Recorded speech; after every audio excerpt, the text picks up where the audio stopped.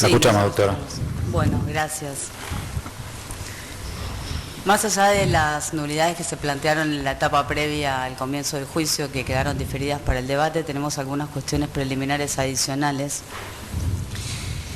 Y vamos a comenzar con una que quizás parezca un poco extraño partiendo de la defensa, pero la verdad es que es absolutamente necesario hacerlo para resguardar el derecho de defensa en juicio de Estrada González y de Salazar, y para asegurar que terminado este juicio, terminado este debate, no haya nuevos pronunciamientos referidos a hechos ya pasados. El planteo concreto es solicitarle al Ministerio Público Fiscal que, en función de los términos del artículo 381 del Código Procesal Penal de la Nación, amplíe la acusación de Estrada González y Salazar respecto de los hechos a los que ahora me voy a referir. En realidad sería de todos los hechos de narcotráfico ocurridos en la Villa 1-11-14 a partir del 30 de julio del 2017 hasta el día de la fecha, y se certifique una vez por mes en el Juzgado Federal 12, Secretaría 24, la existencia de alguna imputación directa, indirecta o subyacente a Marcos Antonio Estrada González y a Silvana Salazar en carácter de organizador de los hechos de narcotráfico que se estén investigando. ¿Por qué es necesario hacer esta petición? La verdad es que, en primer lugar, porque los imputados así manifestaron este temor desde la instrucción. En realidad, en la causa 18051 y en la causa 9004 dijeron: tenemos temor, ¿hasta cuándo vamos a seguir siendo perseguidos? Tenemos temor que cuando se acabe este juicio se generen nuevas imputaciones. Es más, Estrada dijo en su indagatoria: las imputaciones se van a terminar únicamente con mi muerte. ¿Por qué es esto? Cuando estaban transitando por la causa 1279 y a punto de firmar un abreviado, el doctor Torres ordenó su detención y les imputó los hechos cometidos en 7 causas que habían tramitado en su juzgado del año 2009 hasta el día de la detención, el 25 de octubre del 2010. Se abrevió esa causa también porque era el modo más rápido de obtener la libertad, y a pesar de que se habían abreviado todos los hechos que se imputaron, el doctor Torres continuó con las imputaciones. Un día, viendo la televisión en un programa periodístico, se da cuenta de unos secuestros de droga y de armas que se habían producido en la Villa 1-11-14, y periodísticamente se decían que eran de la organización liderada por Marco Antonio Estrada González. Nos presentamos con una designación, ellos estaban detenidos, de ambos, en el Juzgado Federal 12, y el juez Torres dijo: de momento no están imputados. Bien, estaba en trámite en ese momento el desprendimiento bajo el número 8470 del 2012. Nos dijeron que de momento no estaban imputados, pero sin embargo, tanto las indagatorias como los procesamientos que se dictaron en esa causa, a los imputados se los acusaba de, y se los indagó y procesó por ser parte de la organización liderada por Estrada González y Silvana Salazar, con lo cual había una imputación indirecta. Procedimos entonces a recusar al juez Torres diciendo que había una postura preconcebida respecto de nuestros asistidos. Y efectivamente, y me remito al segundo incidente de recusación que hicimos respecto del magistrado, es importante leer porque de los considerandos de la resolución surge, si bien rechazó la recusación, surge cuál fue la postura que siguió hasta el día de hoy. Y el juez en ese momento dijo: relacionado con esta situación, también corresponde aclarar que se ha procurado desde inicio fijar un lapso concreto de vigencia de la banda a fin de evitar llevar a cabo una investigación atemporal indefinida. Sin embargo, tampoco ello es fácilmente detectable, pues, si bien se circunscribió al periodo del mes de mayo del 2009 en adelante, dice: las últimas incautaciones, este margen puede verse alterado a raíz de la aparición de otros episodios que corresponde achacar a los integrantes de la organización criminal en estudio. Ya el doctor Torres decía que los eventos futuros que los secuestros futuros que se ocurran en el ámbito de la Villa 11-14 corresponden achacárselos a esta organización. Continúa la resolución. El tipo de investigación que este magistrado tiene la obligación de realizar muchas veces encuentra puntos de conexión con otros expedientes que tramitaron o podrían tramitar en el futuro en otro fuero o en este mismo fuero de la justicia criminal. Entonces vemos que nuevamente se refiere al futuro para hacer imputaciones a Estrada González y Salazar. Y concluye, sí habrá de agregarse que lo que los recusantes señalan como postura preconcebida se trataría en realidad de mantener el mismo criterio frente al desarrollo de una misma investigación. Lo contrario podría implicar justamente el menoscabo del derecho de defensa en juicio de las partes que los recusantes denominan inseguridad jurídica, pues de sostenerse un repentino cambio de roles o provocarse la exclusión de aquellos en las intimaciones que se realiza a otros imputados, resultaría contradictorio y podría violarse el principio de congruencia.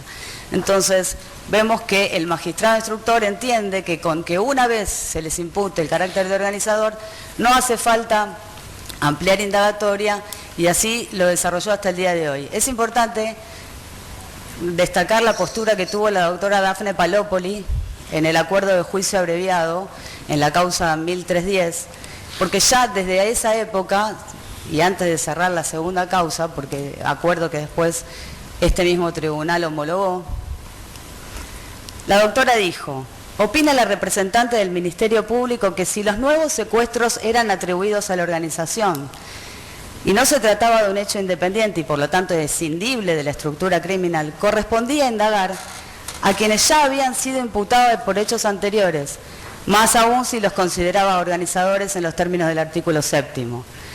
Y dice, por más obvio que parezca, si existen organizadores en los términos del artículo 7, lo son en virtud de secuestros previos y no futuros, por lo que resulta necesario poner en conocimiento al organizador o financista y a los integrantes de la organización los nuevos hechos. Entonces,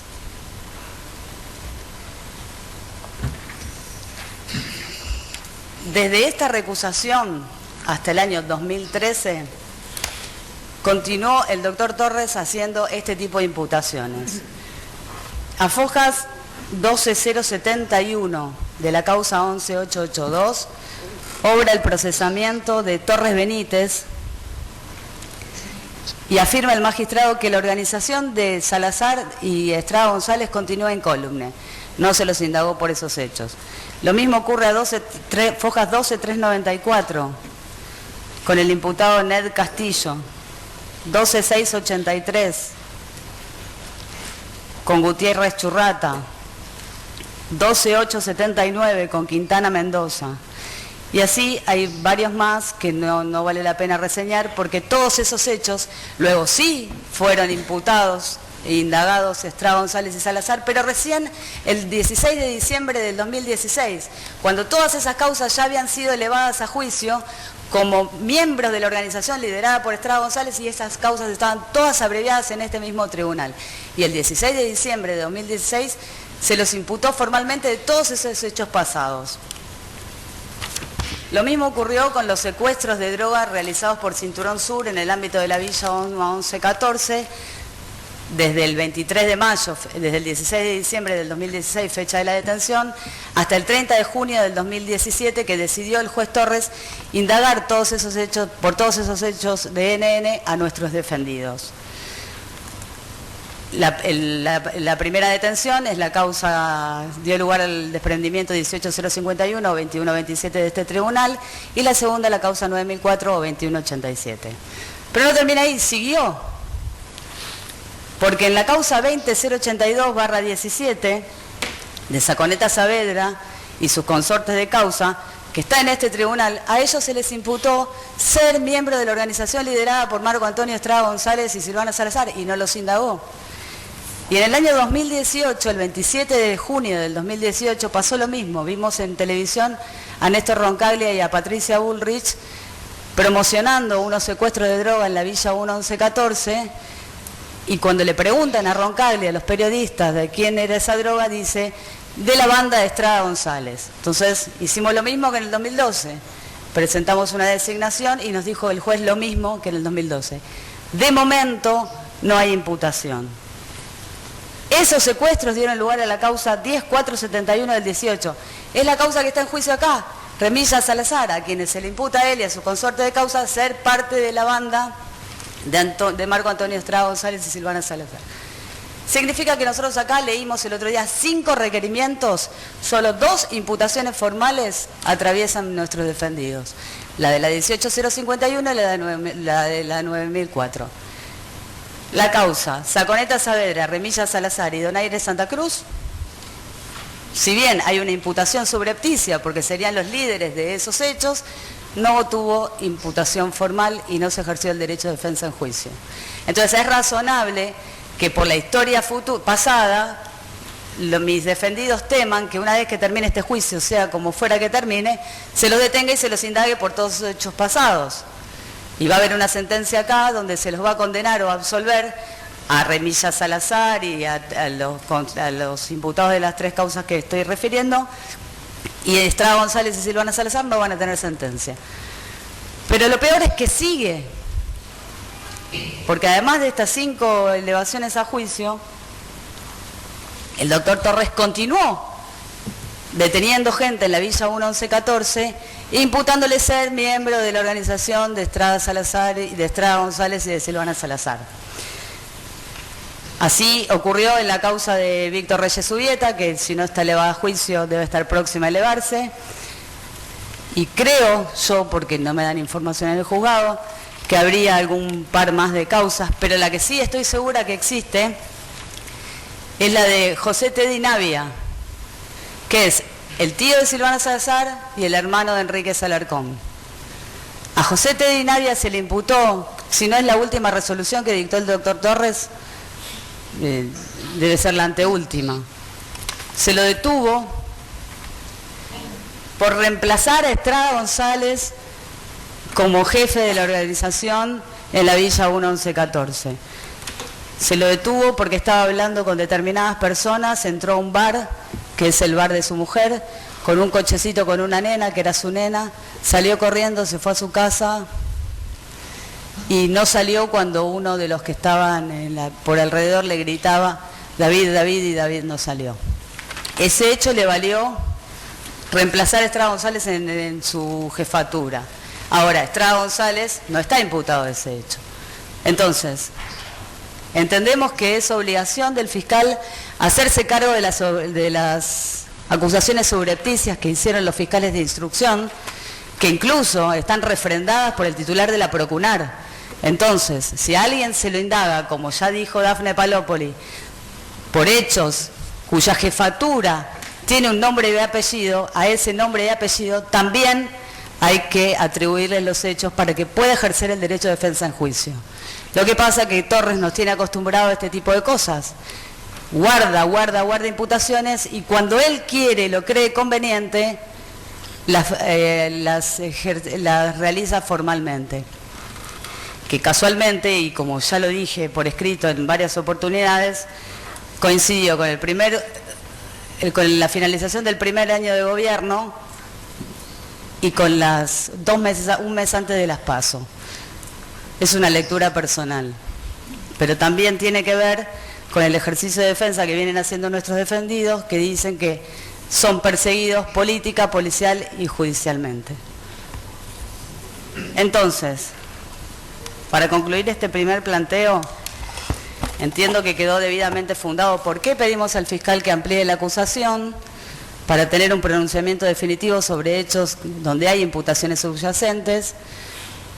Y subsidiariamente entendemos que, si bien el titular de la acción es el Ministerio Público, es el único que puede hacer acusaciones, lo cierto es que no podemos olvidarnos que se leyeron 3 requerimientos donde se los menciona a mis asistidos como jefe de la organización, con lo cual, si el fiscal no amplía la acusación, entiendo que ustedes, con acusaciones anteriores del titular de la Procunar, que es una representación única, y es el jefe de los fiscales, por lo menos en narcotráfico, tienen suficiente como para permitir a Estrada ampliar su indagatoria oportunamente, ampliar la prueba oportunamente y permitirle la posibilidad de que se ventile en ese juicio si son o no organizadores de los hechos de las 3 causas que mencioné. Voy a tomar agua.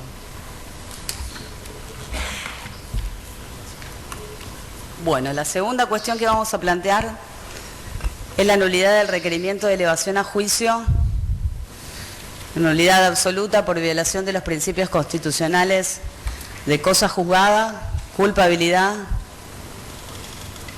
derecho penal de acto, exención indebida de los efectos de las sentencias pasadas en autoridad de cosa juzgada y violación a los principios de la lógica y el más básico sentido común. Como pudimos observar en la lectura de los requerimientos, que son todos idénticos, lo que me lleva a pensar que fueron redactados todos por el titular de la Procunar, Diego Iglesias, porque en algunos va acompañado por un fiscal de instrucción y en otros en otro, y la identidad de la redacción me indica que fueron redactados por el doctor Iglesias. Sistemáticamente se utilizan sentencias pasadas en autoridad de cosa juzgada como elementos de prueba de hechos posteriores. Y no solamente se utiliza la sentencia en sí misma como prueba, sino los elementos que dieron lugar al dictado de esas sentencias. Entonces se valora doble y triplemente un elemento probatorio. Me refiero, por ejemplo, a la causa 844 del 2004. Una causa que tiene 15 años, ya no puede ser utilizada ni a los fines del 40 y 41, ya no puede estar ni en el registro de reincidencia. Sin embargo, en la acusación que hoy están afrontando mis defendidos se les usa como prueba.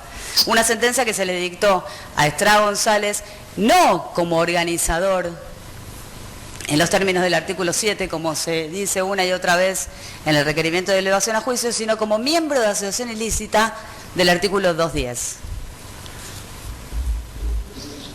Luego se usa la causa 1279, también afirmando que reconoció la responsabilidad como organizador, y esto es falso porque es jefe de asociación ilícita en los términos del artículo 210.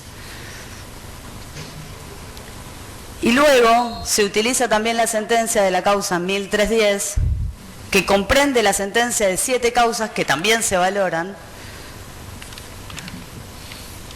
Y en esa causa, falsamente se afirma en el requerimiento de elevación a juicio que reconocieron la responsabilidad como organizadores en los términos del artículo 7, y es tan falso que a la doctora Palopoli no le bastó en el abreviado toda la prueba que se había recogido, en especial la única prueba recogida, que era la declaración de A, del arrepentido A, que dijo: acá no puedo hablar de organización, sino de participación en las tenencias. Entonces se aceptó la responsabilidad por participación en las tenencias de otras personas que fueron imputadas como miembros y como partícipes también de esas tenencias.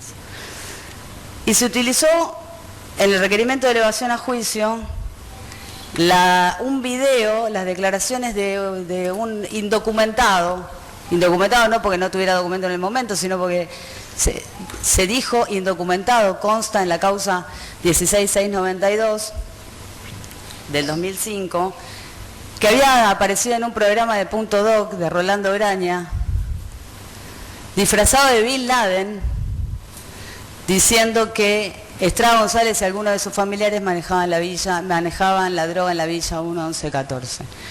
Entonces, la valoración de ese elemento probatorio y la valoración de la sentencia hace una doble o triple valoración. Lo mismo ocurre con los dichos del arrepentido A, que una y otra vez se utilizan como prueba de este requerimiento. Pero también se utilizan como prueba la causa 20.093 del año 2001. 18 años. Ni Estrada González, ni Salazar, ni ninguno de todos estos imputados fueron imputados en la causa 20.093 del 2001. No tenemos idea de qué se trata la causa. Nunca se nos permitió compulsarla. Los hechos están más que prescriptos. Lo mismo ocurre con la causa 612 del 98, una causa de 21 años. Se usa como prueba de los hechos del año 2013. Se les valora como prueba 30 causas, más de 30 causas ocurridas desde el 25 de octubre del 2009 hasta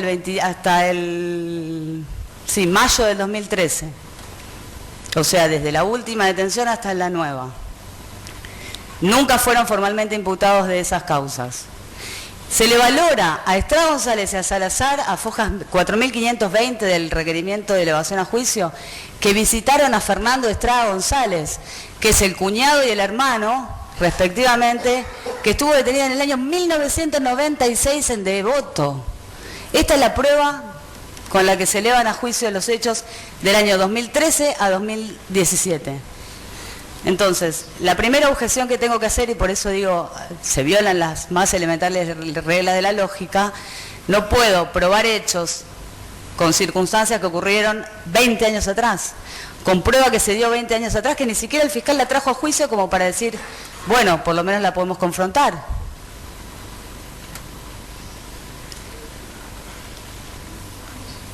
La segunda objeción que tenemos es que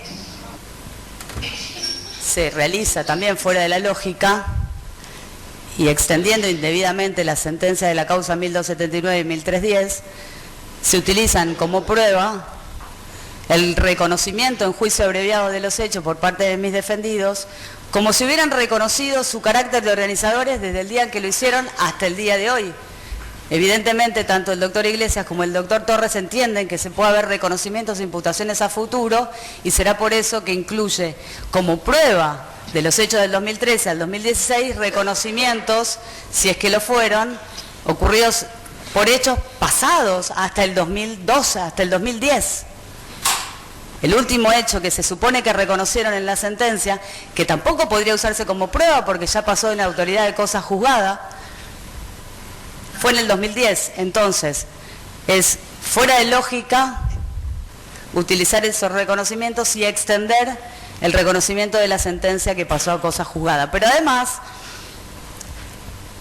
vemos que está claro que la utilización como prueba de ese reconocimiento viola el principio de culpabilidad y el principio de que prohíbe la aplicación del derecho penal de autor, porque lleva implícito un pensamiento de si reconoció ser organizador en el 2010, entonces reconoce ser organizador sine die, en violación a una aplicación de la teoría de la adversaria en re ilícita, como bueno, como reconociste acá, sos delincuente y vas a seguir siendo delincuente y siempre vas a delinquir en el mismo ámbito, con la misma gente, en el mismo lugar. Pero como toda nulidad requiere la demostración del perjuicio, voy a leer algunos párrafos del requerimiento de elevación a juicio para que veamos la trascendencia que le dieron los fiscales de la Procunar y el fiscal de la Procunar y el fiscal, como son varios requerimientos y todos idénticos, y los fiscales van cambiando, voy a referirme al fiscal de instrucción.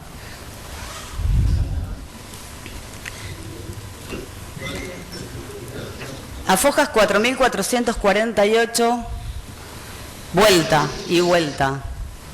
Comienza una cápita que se denomina valoración probatoria, donde se sostiene la existencia de la organización y el contexto en que la misma se desarrolla. Y dice, este entendimiento, o sea, la existencia de la organización y su contexto, solo ha sido posible a través de una extensa labor investigativa y del análisis global de una gran cantidad de sucesos y datos que fueron surgiendo a lo largo de la investigación. No sabemos si del 96 a hoy o del 2009 a hoy, pero sí sabemos que solo ha sido posible valorando esos elementos de causas pasadas. Y el adverbio solo nos demuestra que si no se hubiera valorado eso, probablemente no se hubiera podido llegar a la acusación. Antes de empezar a nombrar las causas que utilizan como prueba y a valorarlas cada una de ellas, a fojas 4449 del requerimiento se lee: resulta necesario mencionar algunas de estas causas que permiten sostener con fundamento la existencia y permanencia en el tiempo de un gran número de personas debidamente organizadas. Nuevamente, el uso de las sentencias pasadas hace sostener hoy con fundamentos esta acusación. Si no se hubieran usado esas sentencias, entonces carecería de fundamentos esta acusación. Y luego de enumerar y antes de elevar cada una de las causas, de valorar cada una de las causas, dicen: los referidos antecedentes judiciales sirven sin lugar a dudas para dar crédito a las hipótesis delictivas. Significa, de nuevo, el adverbio de tiempo, sin lugar a dudas, significa que si no hubiéramos valorado esa sentencia tendríamos dudas sobre las hipótesis de hoy. Y a Foja 4449 de vuelta se sostiene: las sentencias dictadas con anterioridad hacen que los acontecimientos en cuanto a la efectiva existencia del grupo no esté controvertida en esta instancia. ¿Qué significa? Que si no hubiéramos valorado las sentencias pasadas en autoridad de cosa juzgada, sí hubiera estado controvertida la hipótesis en esa instancia, en la instrucción. Entonces probablemente no se hubiera podido formular la acusación.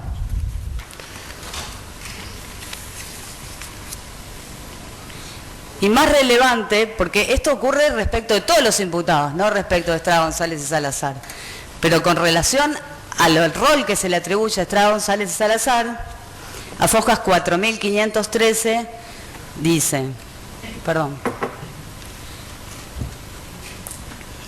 ahora bien, con relación al carácter de organizadores, primero transcribe algunas conversaciones telefónicas, luego se hace una interpretación personal de esas conversaciones y concluye. Ahora bien, con relación al carácter de organizadores, único rol imputado a ambos, se sostiene que está probado el carácter de organizador porque es el rol que tuvieron desde siempre. Otra vez, probamos la organización de los años 2013 a 2016 porque siempre fueron organizadores. ¿Es el rol que ellos reconocieron en la sentencia? Como decía, lo pudieron haber reconocido por sus razones, pero hasta los hechos del 25 de octubre del 2010. Es el que A les atribuyó. El arrepentido A, sin embargo, vuelvo sobre el tema, en el abreviado, la declaración de A, que era la única prueba en contra de ellos, no sirvió para darle el carácter de organizador. Entonces tampoco se puede valorar que ahora son organizadores porque A lo dijo en el año 2010.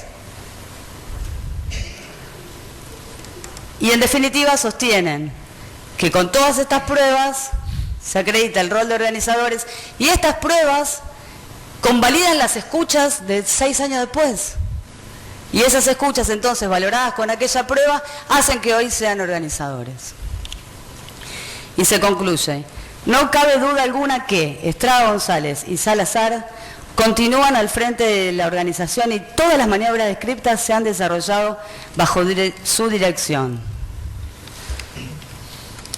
Vuelvo, con estas 5 valoraciones, todas las maniobras que se desarrollaron desde el año 2013 al 2016 son bajo la dirección de Estrada González.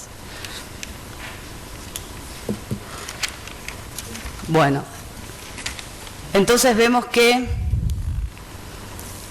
la valoración de todas esas sentencias en violación a los principios que nombré, de cosa juzgada, culpabilidad, derecho penal de acto y violando los principios de la lógica y del sentido común, hizo que la acusación tuviera sentido y fueron esenciales para formar, no en mi palabra ni en mi criterio, sino en el criterio de los propios fiscales, para formular las acusaciones que hoy están enfrentando no solo mis defendidos, sino todos los imputados. En función de eso entiendo que la acusación se transforma en nula, de nulidad absoluta por violación a los principios constitucionales enumerados en los términos del artículo 168 del Código Procesal Penal, y así debe ser declarada y proceder al sobreseimiento de los imputados, teniendo en consideración que se trata de etapas precluidas y que no puede volverse, en función de progresividad y preclusión, no podría volverse a formalizar un requerimiento sin estas nulidades. Para el hipotético caso que el tribunal no haga lugar a esta nulidad, entendemos, y entiendo yo también que el doctor Velasco lo considera así, porque justamente ofreció prueba solamente del periodo de los hechos imputados, de 2013 a 2016. No pidió ni la incorporación de las sentencias, ni que venga A, ni Rolando Graña, ni punto doc, más allá de valorarlo. Entonces, decía, subsidiariamente, voy a solicitar al tribunal que en este debate no se pueda utilizar ninguna prueba que no haya sido recogida en el ámbito de la causa que hoy se eleva a juicio, que comprende los hechos de 2013 a 2016, ni ningún elemento de prueba que haya servido para dictar sentencias en otras causas, ni ningún otro elemento de prueba que no haya podido ser compulsado por las partes, ni ninguna imputación que no haya sido directamente atribuida a nuestros defendidos y hayan podido confrontarlas o refutarlas debidamente en el proceso penal.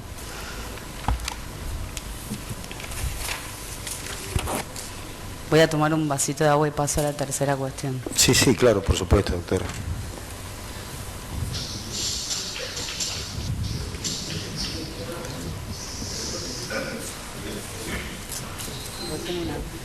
Tengo tos y entonces hiperventilo, tengo bronquitis. No se haga problema, la escuchamos. Bien, como tercera cuestión vamos a plantear otra nulidad del requerimiento de elevación a juicio. Y esta vez por violación a lo normado en el artículo 346 del Código Procesal Penal, que exige que la acusación tenga una descripción clara, precisa y circunstanciada de los hechos que se imputan. Y entiendo que la ley 23.737 y los hechos de narcotráfico no son excepción al 346, no solamente porque no lo hace el Código, sino porque esta norma es reglamentaria del artículo 18 de la Constitución Nacional y es por ello que se exige un detalle concreto del hecho que se imputa, no de los roles, no de los verbos típicos, sino un hecho sucedido en tiempo y espacio, recognoscible por los imputados que puedan decir, sí, recuerdo ese suceso y puedan defenderse de ese hecho. Cuando leímos los requerimientos de elevación a juicio, que reitero, son todos iguales, me voy a referir, me olvidé de decir que las fojas que mencioné antes son del requerimiento de la 18051. Cuando leímos, decía, los requerimientos de elevación a juicio, hay una cápite que se llama relación de los hechos. Uno podría pensar, bueno, son estos los hechos que se imputan. Esa cápite comienza de la siguiente manera. Se imputa a los encausados haber tomado parte de la organización dirigida al menos por Marco Antonio Estrada González y Silvana Salazar, destinadas a ejecutar en el interior de la Villa 1114 actos relacionados con el tráfico ilícito de sustancias estupefacientes, incluyéndose entre los mismos introducción, almacenamiento, fraccionamiento, distribución definitiva en las distintas clases de narcóticos y sigue. 5 o 6 renglones más con la misma generalidad y pasa a detallarse los secuestros ocurridos en la causa, en los allanamientos del año 2016, del 16 de diciembre, bueno, en los allanamientos de cada una de las causas. Si las imputaciones fueran de tenencia, sería razonable pensar que esa relación de los hechos es la descripción de los hechos, porque son todas tenencias ocurridas en el momento del secuestro, mínimamente. Pero no. La acusación no es sobre tenencia de estupefacientes. La acusación es por roles dentro de una asociación ilícita. Y entonces, cuando se leyó la cápita de hechos, recuerdo que el fiscal dijo, no, pero yo quiero que se le lean los hechos que se le imputan en esta causa. Y pidió una seleccionó la lectura que quería realizar dentro de la cápita de valoración probatoria, que consistía en determinadas escuchas telefónicas, la interpretación personal que tuvieron los fiscales que confeccionaron el requerimiento de elevación a juicio, y de eso se extraía el rol.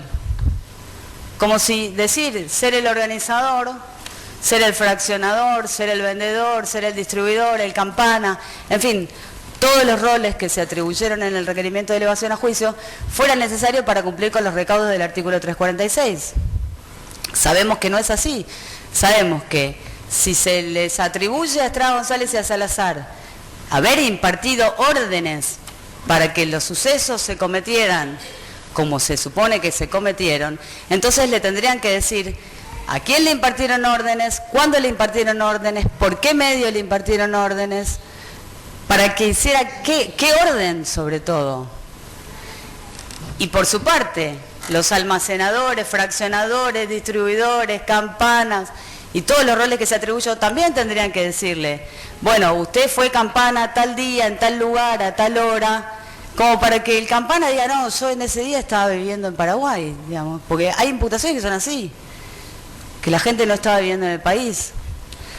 Entonces, sin determinarse el hecho, es imposible defender, sobre todo porque a mis dos defendidos, a nuestros dos defendidos, se les imputan los hechos de todos los demás.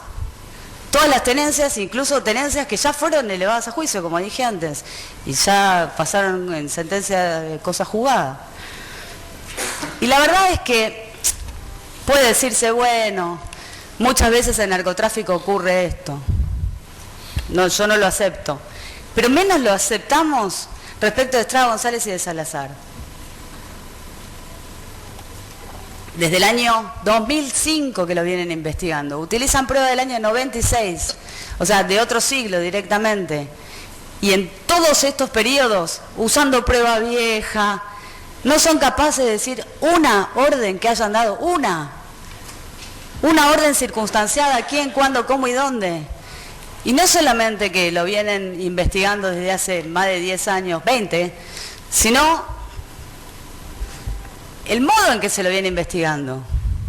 Lo investiga Operaciones Federales, Metropolitana, Policía de la Ciudad, Policía Bonaerense, Gendarmería, Cinturón Sur. Nosotros hemos tenido que interponer habeas corpus porque nos han llamado sábado a las 3 de la tarde diciendo, doctora, no sé qué hacer, tengo mi casa rodeada de policías.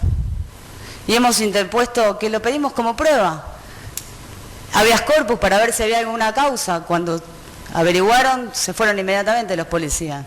A los hijos los pararon todo el tiempo. Hay 5 o 6 denuncias que están dando vuelta. 2 extorsiones policiales tuvieron para no armarles causas. Entonces, tienen el teléfono intervenido permanentemente. Los investigaron desde el 2013, pero no solamente ellos dos. A Enrique Salarcón, a José Teddy Navia, que lo imputó ahora, el doctor Torres lo detuvo ahora, lo vienen investigando en el año 2013, para que se den cuenta la causa, la carátula de la causa de José Teddy Navia. Y lo investigaron en el 2013 y dicen, no, no tenemos nada. En el 2014 no tenemos nada. Recién en el 2019 lo imputaron. Entonces, yo comprendo que esto pueda suceder, alguna indeterminación y demás, pero no puedo aceptarlo del fiscal de la Procunar, que fue secretario del Juzgado Federal 12, Secretaría 24, que conoce la causa mejor que yo y que todos nosotros. No puedo aceptar que haga una acusación como organizador, imputarle, dar órdenes, y no pueda poner una sola orden. Entonces, entiendo que esta falencia en el requerimiento de elevación a juicio resulta absolutamente violatoria del principio de derecho de defensa en juicio, impide a los imputados poder ejercer cualquier defensa, porque ¿qué se le puede decir? Y más que decir yo no soy organizador, no se puede decir, igual no te van a creer porque ya dijiste que eras organizador y ya te condenaron. Entonces por eso necesitamos este juicio, para demostrar que no hay una sola imputación concreta que pueda ser reconocible en modo, tiempo y lugar como para que Salazar y Estrada González puedan ejercer debidamente el derecho de defensa en juicio. También en este caso la nulidad es absoluta por vulnerarse la defensa en juicio prevista en el artículo 18 de la Constitución Nacional en los términos del artículo 168 del Código Procesal Penal de la Nación. Y tiene exactamente los mismos efectos que la nulidad anterior, dictar el sobreseimiento en función de los principios de preclusión y progresividad. A mí me queda solamente una, pero voy a volver a tomar agua. Sí, doctora, no hay problema.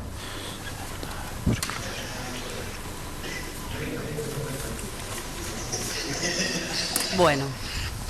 Continuemos. También se trata de la nulidad del requerimiento de elevación a juicio por ser un instrumento que contiene falsedades, que afirma afirmaciones falsas, con lo cual es pasible de ser impugnado como un acto de falsedad ideológica. En primer lugar, en el requerimiento de la causa 18051 se afirma que los imputados se negaron a declarar, que Estrada González y Silvana Salazar se negaron a declarar. Falso. Declararon en instrucción de un modo escueto y después presentamos un escrito, presentaron ellos un escrito por derecho propio, pidiendo que se tome como parte integrante de su indagatoria,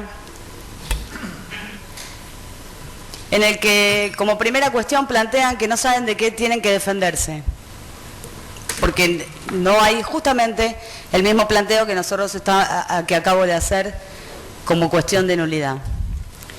En la indagatoria ellos ya dijeron la verdad que no sé a quién le di órdenes, si hay un fraccionador, cuándo le dije cómo fraccionar, con qué cortar, a quién comprarle, cuánto vender, cómo distribuir, cómo marcar los paquetes. En definitiva, no hay ellos dijeron no me puedo defender.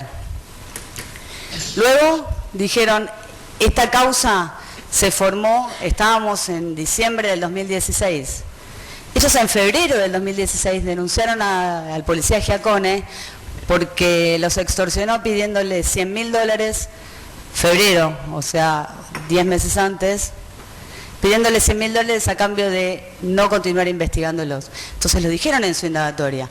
¿Pero cómo? En febrero del 2016 nosotros le dijimos al señor juez, a usted, Torres, que el policía que investiga para usted nos extorsionó y que esta causa estaba siendo falsificada. No hicieron nada, ni el juez ni los fiscales. Sí, nosotros hicimos una denuncia que está en trámite en el Juzgado Federal 6. Y a pesar de eso, la causa continuó. Bueno, en definitiva, le denunciaron la extorsión en la indagatoria. Y finalmente dieron una explicación a cada una de las conversaciones, de las escuchas telefónicas que estaban contenidas en el acta de detención y en la declaración indagatoria como elemento probatorio. Entonces, ¿por qué digo que es una falsedad ideológica? En primer lugar, porque es falso que no hayan declarado, y podría pensarse que es un error, que porque declararon por escrito no lo tomó como declaración. No, porque a Santos Carguachín, a Virginia Lara Santos y a otros imputados que declararon por escrito, dijo, se negaron a declarar, pero luego presentaron un escrito, hizo una reseña de lo que habían declarado y lo valoró. En cambio nosotros, si el fiscal se tenía que hacer cargo de esta indagatoria y ponerlo en la acusación, iban a quedar en evidencia todas las nulidades que vengo planteando. Y tenía que haber dado respuesta, y el fiscal como funcionario público tiene el deber de ser objetivo en la investigación. Por supuesto que semejante objetividad no se le puede pedir al titular de la Procunar, que estuvo, imagínense que durante años fue secretario del doctor Torres y siguió todas las causas de Estrada González, tanto que fue él mismo quien certificó y quien tomó la declaración del arrepentido A, con lo cual debió haberse apartado del rol de fiscal porque fue parte de la investigación. Pero vuelvo al tema. Tenía que responder todas estas falsedades y tenía que valorar incluso el descargo y evacuar las citas antes de pedir la elevación a juicio. Pero esta causa, los fiscales nunca intervienen, solo se notifican. Ya desde el año 2009 pasa la causa al fiscal y a veces ni va a la fiscalía, pasa el fiscal a firmar. Esto lo he visto yo porque me dijeron, no, acá vino el fiscal a notificarse. Y me perdí. Bien, entonces solamente actúan cuando es obligación actuar, porque el requerimiento de elevación a juicio debe llevar la firma del juez.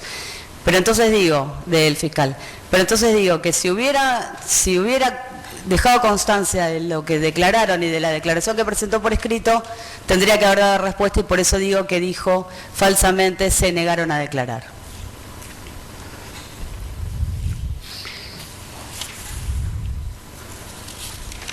La otra falsedad es afirmar a fojas 44-55 lo siguiente. Desde el año 96 aproximadamente puede hacerse mención a una organización de tinte criminal cuyo fin primordial consistía en la distribución de estupefacientes, por ese entonces dirigido por un sujeto que se hacía llamar Tío Manuel, quien detentaba en sus líneas de mando a Julio Chamorro Rebollar, Marcos, Roosevelt, sobrino de Marcos, Meteoro, Rutillo, en fin. Dice, los problemas internos generados en el seno de esa agrupación, motivados por entender los subordinados de Tío Manuel, que debían monopolizar el tráfico de droga dentro del asentamiento, ocuparon su lugar Julio Chamorro Rebollar y Piti, Fernando Estrada González, que fue condenado por el homicidio de Voladora ocurrido en la villa, quedando a cargo de las maniobras el nombrado Rebollar y Marcos, hasta que finalmente este último, junto a algunos familiares, entre los que se destacan John Paul y Roosevelt y otros, habrían dado muerte a Julio Chamorro Rebollar. Esto se afirma en el requerimiento de elevación a juicio confeccionado en 2016-2017. La imputación a Estrada González de haber asesinado a Chamorro viene del año 99, nunca le mereció al juez que le llevaba a cargo la causa formular imputación concreta. Solo se lo indagó una vez que vino extraditado de Perú por la causa 16692.